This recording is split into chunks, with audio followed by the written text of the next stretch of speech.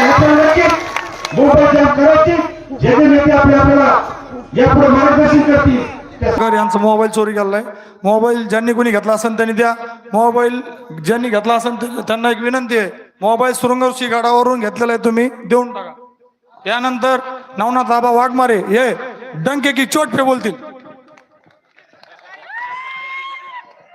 ऐका, हाके सरांसाठी एक शेर सांगू का? ये दिल ना जाने क्या कर बैठा, ये दिल ना जाने क्या कर बैठा, बिना पूछे ही फैसला कर बैठा, जमीन पर टूटा तारा नहीं गिरता. हके सर हा बहुजन समाज आपसे प्यार कर बैठा, प्यार कर बैठा. त्यानंतर वाघमारे सर बोलतो.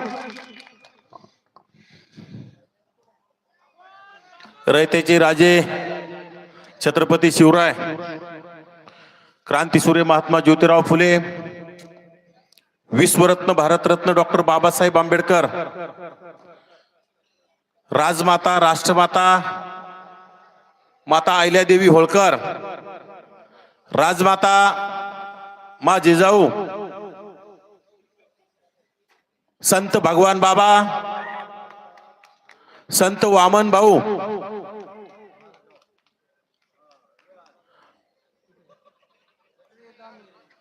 या जिल्ह्यामध्ये ज्यांनी जन्म घेतला आणि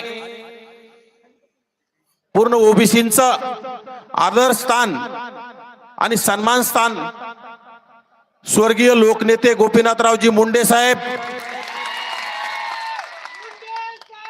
व ज्या ज्या महापुरुषांनी महामानवांनी ओबीसी बहुजनांच्या कल्याणासाठी आपलं पूर्ण आयुष्य खर्ची घातलं, या सर्वच महापुरुषांना महामानवांना माझं त्रिवार अभिवादन. आज मौजे श्रृंगारवाडी या गावामध्ये होत असलेल्या प्रचंड अशा ओबीसी मेळाव्याला मंचावर या शृंगऋषी गडाचे महंत हरिभक्त परायण सुरेशानंद महाराज शास्त्री, महाराष्ट्राचे ओबीसीचे मोरके प्राध्यापक लक्ष्मणरावजी हाके,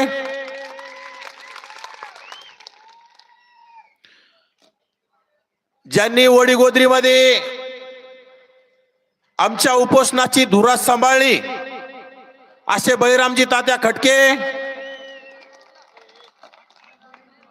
मंडस्तंभ निर्माते आदरणीय माजी आमदार नारायणरावजी मुंडे यांचे सुपुत्र सुगोतजी मुंडे गेल्या 8 दिवसापासून हा कार्यक्रम यशस्वी व्हावा म्हणून सातत्यानं धडपड करणारे या भागाचे प्राध्यापक परमेश्वरजी महाराज वाघमोडे, आमचे सरपंच बजरंगजी सानप,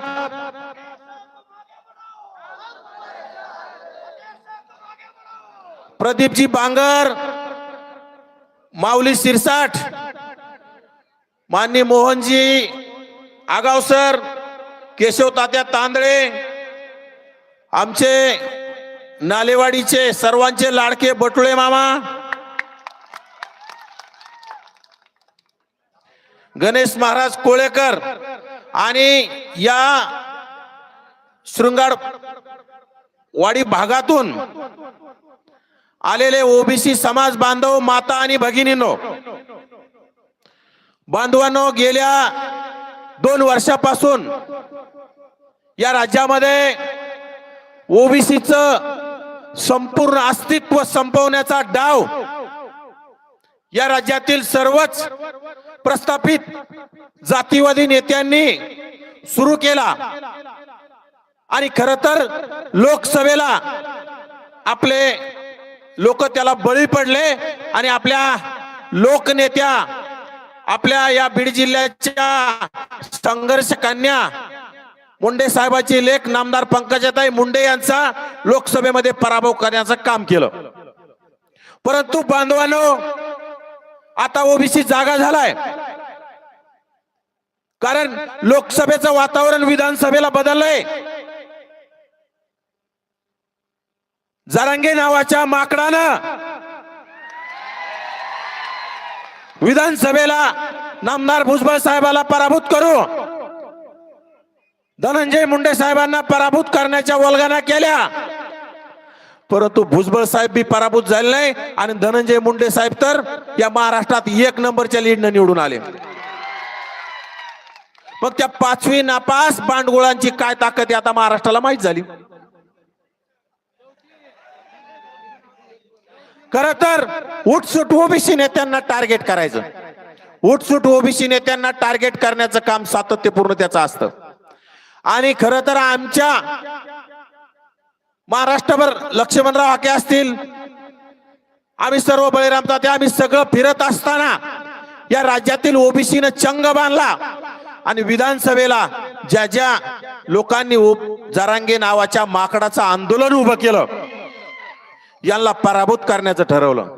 त्यामध्ये घनसावंगीचा आमदार राजेश टोपे, तुमचा गेवराईचा माजी आमदार, त्यांनी आरक्षणासाठी राजीनामा देण्याचं काम केलं होतं असा लक्ष्मण पवार, त्यानंतर अचलपूरचा आमदार जो अपक्ष निवडून येत होता वेळोवेळी असा बच्चू कडू, या 3 लोकांना घरी पाठवण्याचं काम ओबीसीनं केलं. ओबीसीनं जर ठरवलं तर चांगल्या चांगल्याला घरी पाठवण्याचं काम करते. मला वाटतं आता बीड जिल्ह्यामध्ये अनेक जणांना घरी पाठवण्याचं काम आपल्याला 2029 ला करावं लागणार आहे. कारण ज्या ज्या लोकांना ओबीसीनं मतं देऊन निवडून दिलं तेच लोक ओबीसीच्या विरोधात षडयंत्र करण्याचं काम करायला लागलेत. जरांगे नावाच्या 5वी नापास बाटकाच्या आंदोलनाला ताकद द्यायला लागलेत, रसद द्यायला लागलेत. लाखो रुपयाची देणगी जरांगेचं आंदोलन उभा करण्यासाठी द्यायला लागलेत. आणि जरांगेचं आंदोलन कशासाठी आहे तर तुमचं आमचं पूर्ण राजकीय सामाजिक अस्तित्व संपवण्यासाठी आहे. आजपर्यंत आपण मराठा समाजाच्या आरक्षणाच्या मागणीला कोणी विरोध केला नाही. त्यांनी सुरुवातीला शैक्षणिक आणि नोकरीमध्ये आम्हाला आरक्षण पाहिजे म्हटले. या राज्यातील सर्व ओबीसी बांधवांनी त्या आंतरवालीमध्ये पहिल्या सभेला पाठिंबा दिला. अनेक ओबीसी बांधव त्या सभेमध्ये होते. परंतु त्या चपटी बहादरांनी नंतर भाषा बदलली, त्या बेवड्यांनी भाषा बदलली आणि नंतर ओबीसीचं राजकीय अस्तित्व संपवण्यासाठी आम्हाला ओबीसीच पाहिजे म्हणायला लागले. बरं, बोललं तर राग येतो. मी भोगलवाडीच्या सभेत बोलून गेलो. राज्यातील अनेक निजामी विचाराच्या लोकांच्या बुडाला आग लागली. सारखे फोन, अरे पण फोन काय करता, आम्ही तुमच्या बापाला घाबरत नाहीत, आम्ही ठरवलेलं आहे आमच्या सोबत ओबीसी जनता आहे, आम्हाला बोलवा ना. काय म्हणते मला,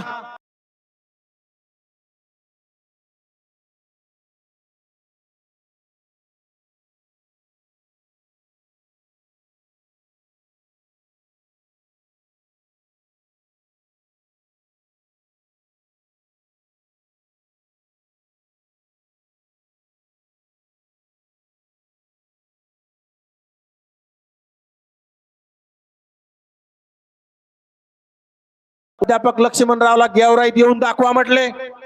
त्यांनी दंड थोपटून दाखवला गेवराईमध्ये जाऊन. फक्त गेवराईत गेले नाही, गेवराईमध्ये जाऊन हाबूक टोकली. पण काय केलं कोणी, ते गेवराईचा आमदार काय करलं, काय नाव आहे त्याचा, पुन्हा सांगा एकदा.